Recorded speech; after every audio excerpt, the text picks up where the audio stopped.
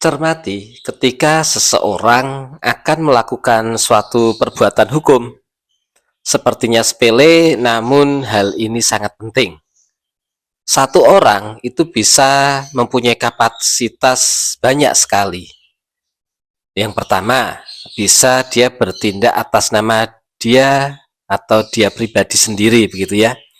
Bisa juga dia misalnya mempunyai sebuah jabatan, misalnya sebagai direktur, atau mungkin sebagai pembina di dalam sebuah yayasan, atau misalnya dia mempunyai jabatan politis, misalnya sebagai kepala daerah,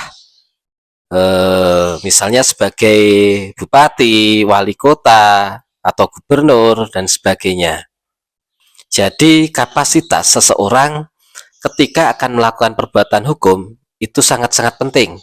Kita harus cermat dan juga meninjau begitu ya secara detail orang tersebut kapasitasnya sebagai apa begitu. Misalnya Pak Joko gitu ya, nggak usah ya, satu orang Pak Joko itu dia bisa mempunyai berbagai macam kapasitas begitu. Bisa dia atas nama pribadi sendiri, misalnya ketika dia akan menjual rumah atau tanah, berarti persetujuan istrinya. Bisa juga ternyata dia kapasitasnya sebagai seorang direktur sebuah perseroan terbatas, maka harus membutuhkan persetujuan dari komisaris atau mungkin rapat umum pemegang saham. Misalnya ternyata Pak Joko ini juga bertindak sebagai pembina sebuah yayasan dan sebagainya. Jadi satu orang itu bisa mempunyai kapasitas bermacam-macam begitu.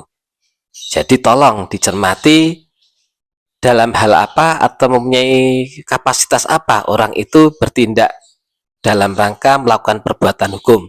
Itu sangat penting.